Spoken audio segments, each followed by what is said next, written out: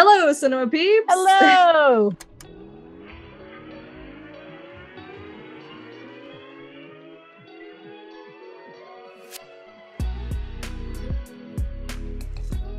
Hey Cinema Peeps, welcome back to another Talkie Tuesday. Hey Cinema Peeps! Hey Cinema Peeps, welcome to another episode of Talkie Tuesday.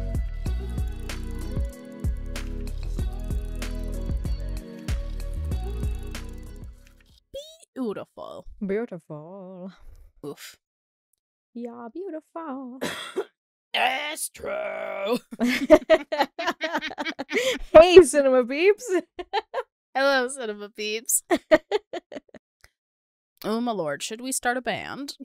Yeah, yes, we do. We had thought about, or we were like, I can't remember what it was, whose idea it was in film school to start a boy band, but Ooh. the beginnings, here's in the works, the boy Right. band. Well, I think part of that was because we were making those posters for Maggie, Yes. and those were baller posters. Yeah. Every so often I'll make it my banner on Facebook. Nice, And yeah. it's just so cool. So classic, yeah. That was a lot of fun. And there's people who are like, ooh, what's this band? And I'm like, nope, not a real band. Not a real band. Got you. Pew, pew, pew. Right? Man, those were fun days. Those were good times, yep. But yeah, I can't believe it. Week 2 in a row, I got rained on. You would think I Man, learned my lesson by now, but nah. I mean, if it happens a third time, that's got to be good luck. Right? Like, you got to buy a lottery ticket or like go do something at that point, right? Like, it has to be good luck. Right? Correcto. I agree. So yeah, after a long discussion, I think me and my brother are going to finally go out tonight and see Doctor Strange. Hopefully. Yay! Fingers Nice. crossed. Did you end up seeing Doctor Strange at all? I have not. It's been one of Ah. those weeks where just I wanted to do things and things just weren't able to get done. It wasn't in the cards. So hopefully Wasn't aligned. it wasn't aligned. Darn. Maybe this weekend. I mean, it is a long weekend, so we'll see. Maybe this weekend I can sneak out to go check it out. I have seen a spoiler. Oh, I've been trying so hard. I've just been scroll. Oh, even I if know. it's not, I'm just like scroll. This scroll, one, unfortunately, it just caught me off guard, and then I did like the double take, and I was like, "Wait, what?" And then I was hooked. I couldn't not see it at that point. Damn. So I did see a spoiler, though. I guess it's not too much of a spoiler because I think I kind of knew a little bit about what was happening with this. But I am excited. If anything, it's not like it's ruined the movie for me kind of spoiler. It was like Right. ooh, okay, now I'm excited to see like where this part ends up in the movie and like what's Mhm. gonna happen in the future after this. So yeah. Ooh.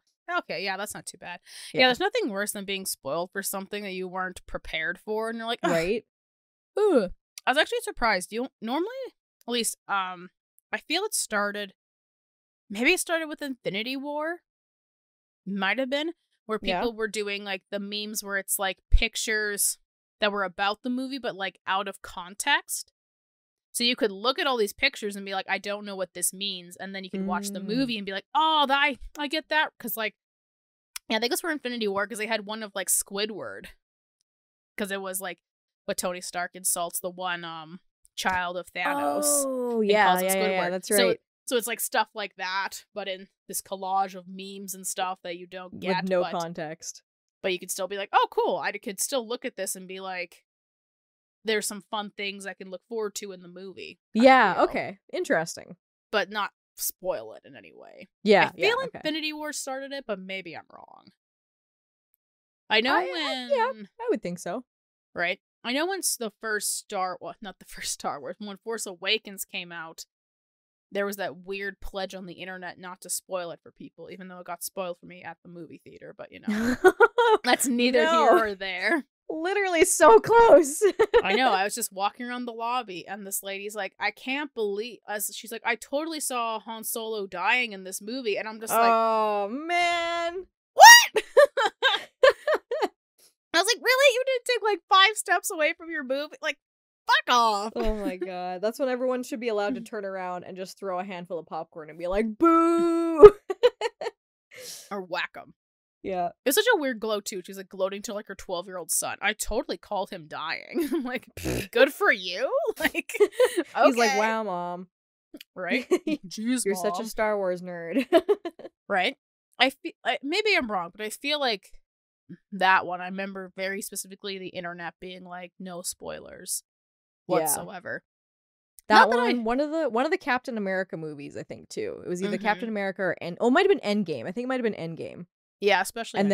then for sure, No Way Home. Everybody was like, but that was a given, because if you did see the movie, you were like, I as much as I want to talk about it, I don't want to be the one to spoil it for people because you need to go see it. Like, right? Yeah, But I find that interesting because I would have said that I never found the internet too spoilery. Yeah. On occasion. So it was interesting when I saw posts like this start like trending. So I was like, that's not going to happen. And then, I've been proven wrong. So yeah. I feel like Twitter used to be more the spoiler territory back in the day, because it was like a, like a, what do you call it? Stream of consciousness type thread at the time. So everybody would just kind of like post their thoughts instantly. And I feel like I got more spoilers through Twitter back in the day than I did anywhere else. Sometimes through Facebook, because back when it was less just like, news article posts and more like people actually contributing their thoughts and stuff on their statuses. Yeah. But yeah, it's definitely gotten people are getting better at like warning you if there's like an article that's got spoilers throughout it or whatever. Yeah. Interesting. Yeah. To say the least. That our culture cares so much about that now. Right?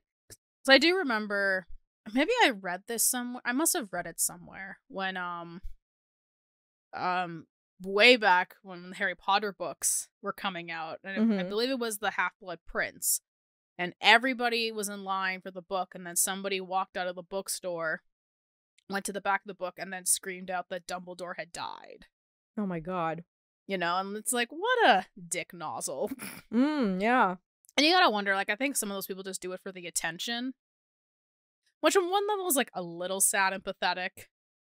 It's like, really, like, that's like, I don't know what joy you see out of like spoiling the fun for other people, but I guess it makes you feel better. ? Yeah, like you want to be the one to know before everybody else, like, yeah. Right, you would think, I mean, for me, you'd think it'd be like the opposite. You'd want to know and be like, I know something you don't know. Yeah. And do it that way, but apparently not. Right? Apparently not. Yeah. So I am glad less and less of that is happening. But again, I must have been an article I read about that. To be fair, I do remember waiting in line for Harry Potter books, or at least for the last two.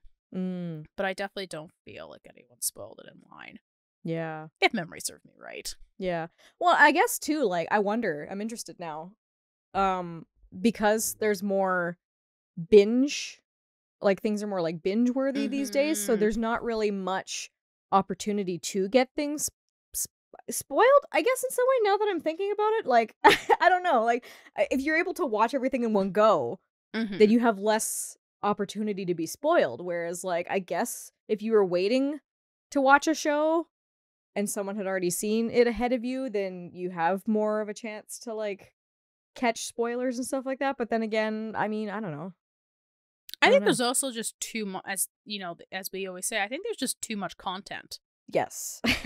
So yeah, you can be like, oh, I know the spoilers for this, and someone could be like, I've never heard of that show you're talking about. Yeah. Or like it's out of sight, out of mind in 10 seconds because you're already consuming something else. Right? Yeah. And I mean, technically, like, for me, like, I never really started to kind of enter into the risk of spoilers until I started getting really into The Walking Dead, because most of the shows that I was watching previous to that were not shows that were on TV. Like, Dexter was probably the only show at the time that, because I was more into movies and less into TV shows at the time, Dexter was the only TV show that was still running on TV that I was watching. Other shows, like, well, Chuck was technically still, but at the time that I had discovered the show, they were on a hiatus, so it wasn't on TV, so I had time to catch up on that one. Supernatural, again, like, they were on TV, but at the time, they weren't, like, they weren't on TV currently while I was catching up, so I had time to, like, catch up on those shows. And and that it wasn't until The Walking Dead, because it was I guess it was because it was a really popular show, so everybody was talking about it. Same with like Breaking Bad at the time. So I hopped on the train while it was still popular with everybody else, and that's where you kind of run the risk of running into the spoilers because everybody's talking about it. Well, especially because The Walking Dead is a graphic novel series. Yes. So there's always going to be people that are like, oh, who read the graphic novel, so they have some sort of insight of what they think is going to happen next. Yeah. Is also kind of a problem as well. Mm-hmm. Or sorry, not really a problem, but as you said, run the risk of spoilers. Yeah. I guess really for me, it must have been Game of Thrones. Oh, yeah. Yeah, for sure. Like, that was a really big one. Mm-hmm. And again, I remember, like, because I had watched with my other family, and their dad would always be like, I don't know if he was actually reading the books.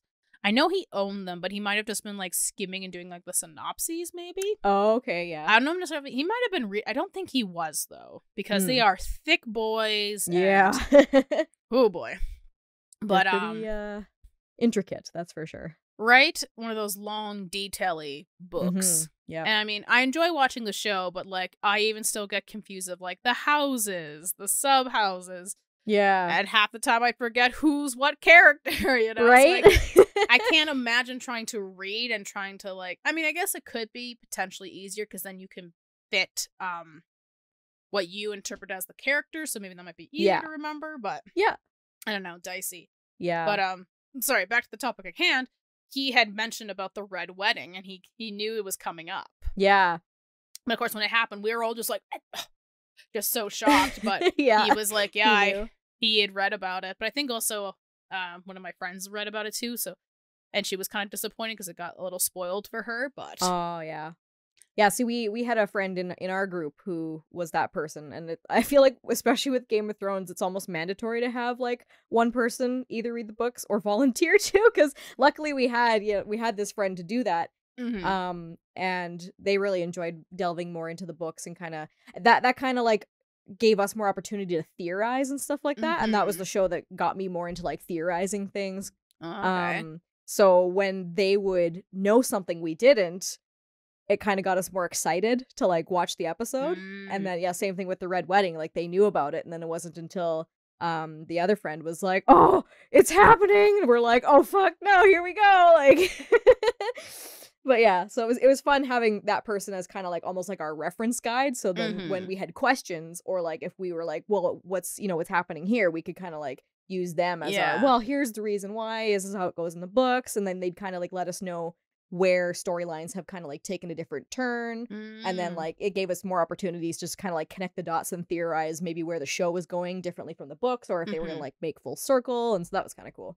Yeah, that's really nice, and especially because they're not gonna spoil it for you. Like that is like a really nice, as you said, nice reference to have, right? And then there was always that time like we'd like ask them, we'd be like, "Oh, it's like what's happening here," and they just kind of give us like the side eye and like we're like, "Oh no, you know something we don't." Crap. I know something you don't know. Yeah. I remember when we saw The Hobbit, part 1. My mom, she had read The Hobbit. I remember the second we got home, she pulled The Hobbit out and she was like reviewing, because she goes, these things don't seem right. And then she's like, trying to, find those scenes and be like, "See, I told you it was different." And it's like, I believe you, Mom. Like, you don't have to tell me. Like, I believe you, Because, I mean, I remember in college, I did try to read some of the books before watching the movies. Yep. But now, like, I don't know where I stand on that anymore. I mean, sorry, what I mean to say is, like, when it comes to, like, like, books versus movies, like, what is better? Like, to me, they're two entirely separate mediums. That obviously pull inspiration from each other sometimes. So totally, yeah. To say one's better than the other is like, yeah. I'm not a big fan of doing that. I know some people are. I'm just not. Like I said, in college, I was trying to read before watching the movie, just because I found if I didn't, I had no motivation to go back and read. But yeah, but not even reading Dexter after the fact of the show, like it hasn't ruined my experience in any way, because it is so different from the show. But I do still like doing it, because it is interesting to see like where they branch off in what directions and stuff like that. Right? Yeah. And that's kind of how I feel too, because like the one, like I started reading the Hunger Games books after I saw the movies. And for me, it didn't like affect it negatively for me because there were things in the book that weren't in the movie, and I could visualize based off of what I saw in the movie in the book, and those bits that were in the book that weren't in the movie, it was like bonus scenes in my head to be able, like, it wasn't enough that it like completely threw off both stories and I was like lost and like, oh, the whole thing's ruined for me, right? Like, it was just like, oh, these are some cool like bonus things I can visualize in my head. I can picture like Katniss and Peeta and like, you know, the stuff that happened that they left out. Or Ready Player One I read before I saw the movie, and I feel like had I not read it before I saw the movie, I wouldn't have appreciated the movie as much. And that it's funny because everyone would think like, oh, well, there's so much pop culture references in that movie, you would just enjoy it already. But having like seen how the writer kind of tried to incorporate those things, what the connection was with the character and him and that and the other thing, really again gave me a deeper appreciation for the movie in itself. Interesting. Yeah, so it's like I kind of feel it out. I'm like, if I see an interest in like same with this Thursday Murder Club, right?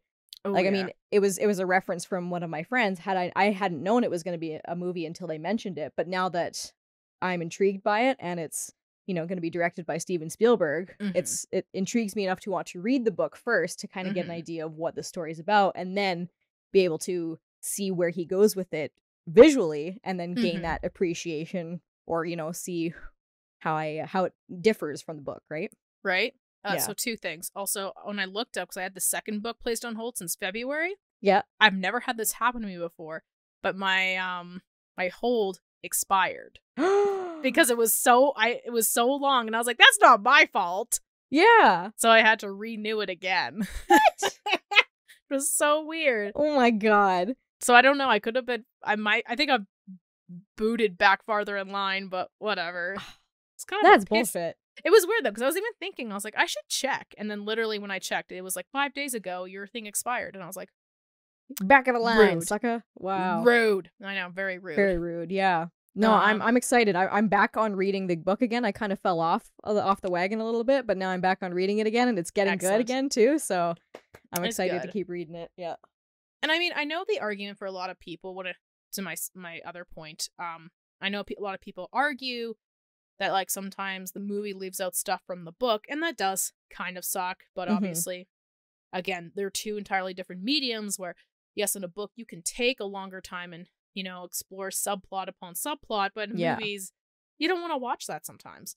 Yeah. And also, I'll also make the defense that sometimes movies will cut out really stupid parts of books. It's like, yeah, I don't need this. Like, right? You know, so like I said, I am never a huge person of like the books are better or the movies are better. Yeah. I like to respect them, and they're both separate mediums, and I can enjoy both of them. Totally, yes, yeah. And I feel like too, like I'm a pussy. Right?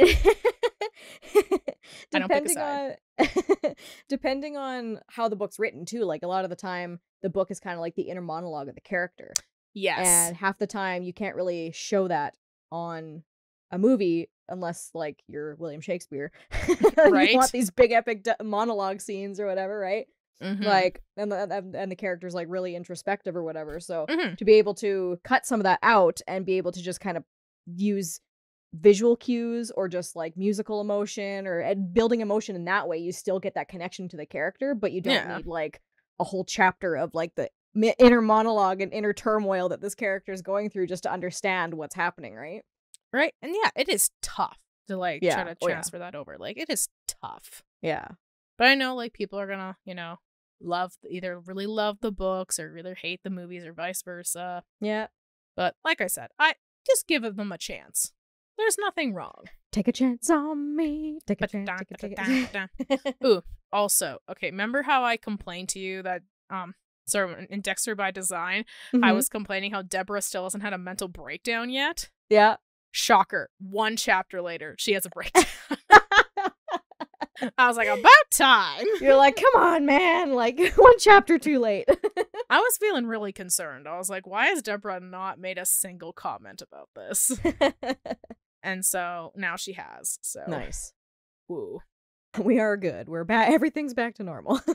Normal-ish, you know. Normal-ish, yeah. In the world of Dexter. Speaking of Deborah, though, because I can't remember. I was doing research on IMDb, and the Limitless TV series popped up as like one of the filmography things for whatever I was researching. But do you know, is it on a streaming service to watch?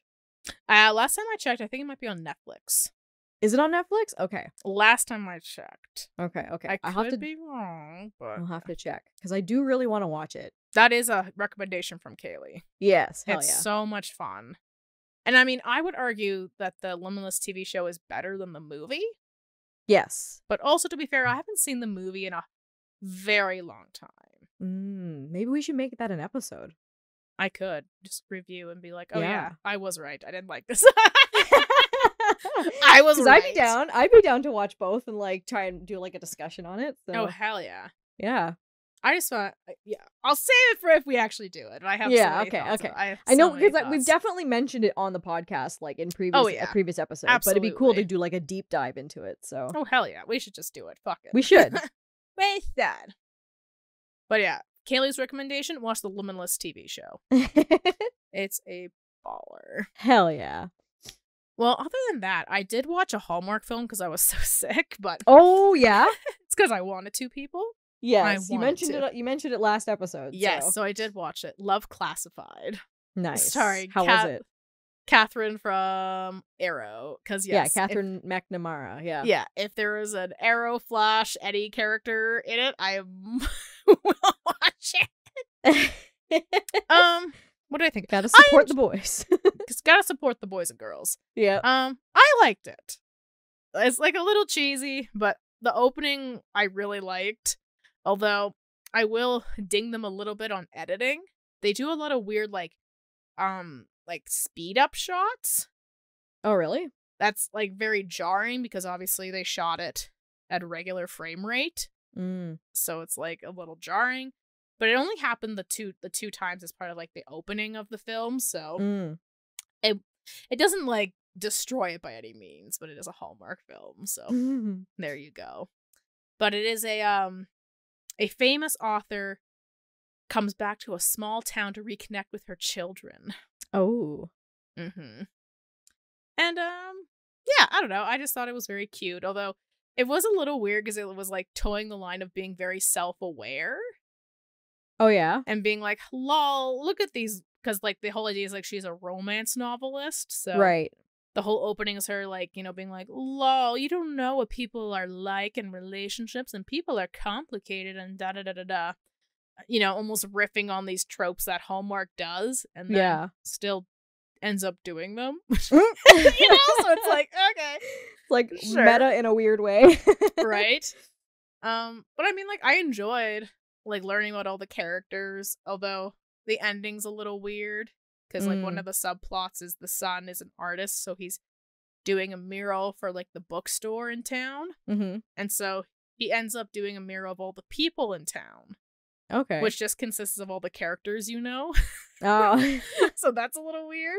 But then like he does a picture of like there's a love interest, there's a doctor and her friend, and he ends up painting a picture of the friend on the mural. Which I was like, okay, up to this point, as far as I know, you have not met this person. So, like, that's, like, a little weird, but, like, whatevs. And then also the mom just airs out their family dirty laundry at a book reading, which doesn't seem like the place, but... Wow. They were all just like... all that quirky Hallmark stuff that, all the shenanigans. Right? But yeah, I don't know. I really enjoyed it. They also have a gay relationship. Ooh. Hallmark doesn't normally, is obviously known for doing very straight relationships. So obviously they're trying to broaden the market, which is obviously good for inclusivity. At Christmas time, I'm pretty sure they advertised that there was going to be a Hallmark movie that was kind of centered around a gay couple. Yeah, so... Well, there's also the Christmas House and Christmas House 2 that came out last year. That also, but I mean, that story is also about many couples, but there is also a gay relationship in that one as well. Cool. So it is interesting that they are going forward. I know they were not definitely, especially after that weird scandal they had, which was just really bizarre. Yeah. About how they stopped airing a commercial that prominently featured gay people, and then they were like, "Lol, just kidding." I'm like, okay, Hallmark. So it's nice to have inclusivity, I mean, I would argue it really wouldn't matter because sometimes Hallmark movies are so goddamn shallow. I don't know if you really want that representation, but you know, whatevs. Although it is interesting that the Queen of Christmas herself, Candace, is no longer part of the Hallmark network now. Really? She made a departure. Oh, now granted, she is going to another streaming service type thing, I guess. Oh, okay. You know? So I don't want to assume the worst. However, her and her hubby are very Christian. So, again, I don't want to make an assumption. Mm-hmm. but, you know what I'm saying? Because, I mean, who knows? It honestly could be they're offering her more money. You know? I didn't look too much into the article, just that she had swapped, or now that she's doing original programming at another station, so. Again, I don't want to assume the worst. Yeah. But yeah. It just seems weirdly timed that now that Homer's trying to be more inclusive of everyone, she's jumping away. ship, right? Yeah. Yeah, that looks a little weird. Again, I don't want to assume anything. Yeah, exactly. You don't want to start putting words in people's mouths, but you know. It's an observation. You know. But you know, either way. But yeah, I think it's a fun little movie. Nice. It made me laugh, so there you go. That's what matters.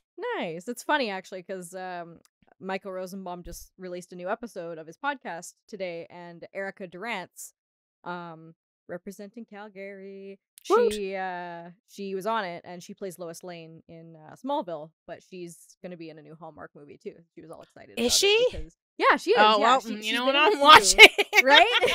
She says she's been in a couple before, but this one she's really excited about because it's a very, not like super unique and different, but she just likes the storyline of this one seems different from the ones that she's done before. So she's excited about like the dynamic of this one. So it made me excited to see what it's about and check it out when it comes out. So yeah. I mean, I think a big part of it, I mean, again, like I said, Hallmark sometimes can be pretty shallow. Yeah.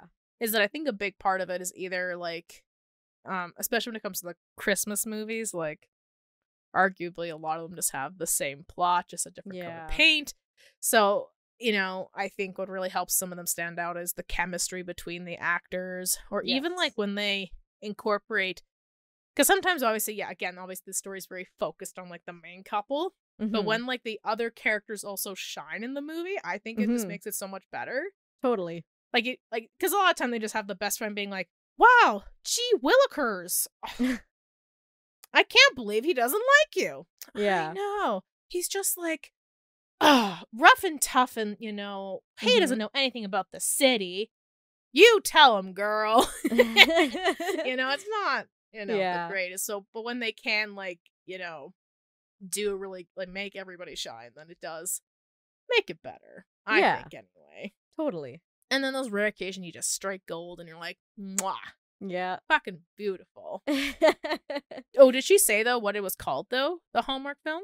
No, it was a working title. They don't have an official title for it yet. Darn. But yeah, I'll have to keep an eye out. I will keep both these eyes open. Both eyes out, right? Both them motherfucking eyes open. It just I don't know if it's wrapped filming, but because the podcast episode obviously he recorded previous. So in the episode she mentioned that they started filming in March. So they're either filming it currently or it's wrapped, but I'm assuming I don't think it's a Christmas movie. I'm not 100% sure. It didn't sound like a Christmas movie though. So part of the Hallmark spring collection, spring into summer. Yeah. Okay, there was another Hallmark series I was gonna watch, but I was also just like, I don't know, because it has Allison Sweeney, somebody else, and then Lacey, Mean Girls alumni, who is also kind of a big Hallmark stay on the Hallmark channel. Gretchen Wieners. Gretchen Wieners. Yeah. They're in a 3-movie saga called The Wedding Veil. Yes, my mom and I watched it. I was like half tempted, but I was also just like, I feel like it's just gonna be like, I can't believe that I'm a woman in my 30s, super successful, and I don't have marriage. And I was like, it's basically it's the equivalent to the Sisterhood of the Traveling Pants. I got that vibe, yeah. Yeah, where it's like they all have this wedding veil, and every time one of them it has it in their possession, they fall in love, kind of thing. So that's where the connection is between the three of them. Yes. The one that I watched with her, because my mom watched the other two, and I kind of tuned in for the last one. How dare. It was decent. Like it was cute. Whose story was it? Was it Alison Sweeney's, Gretchen Wieners, or the other girl? Alison Sweeney's. Ooh. Yeah. But I think that's her name. Yeah, I think it's Alison Sweeney. The blonde? Yeah, Alison Sweeney. Yeah. That's her. The one who was telling That was... fat people was like, hey, you're fat. Yeah, the host of The Biggest Loser. Yes, that's right. Yeah, hers was all right, but she, like, the entire movie was just her being like, I don't think I'm ready for love. Like, this thing doesn't work. Like, she's just a skeptic of the veil, and the other two are like, no, like, and they're like trying to like push her to be like, yeah, you're gonna get it, and blah blah blah. And then at the end, they end up like, because they have to pass on the veil to somebody else, so they pass it on to like the grandma of like somebody. So it's like, because they're trying to return it back to her family, I guess. Okay. Because it's like this old Italian veil from like however long ago. It's very old and antique and stuff like that. And so they're returning it. They found that it's her family's heirloom, so they're returning it back to her. And then the grandma makes this weird joke of like, well, maybe I'll find love now. And then so it was kind of weird. But they're like, Grandma, you're gonna get laid. Hallmark is not against ageism at all. Yeah, right. That's so funny.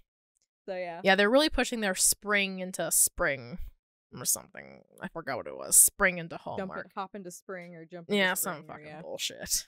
Yeah. And so that's why I was a little bit skeptical, because I feel like Hallmark's bread and butter is Christmas movies. So I was like, without the Christmas, what are you?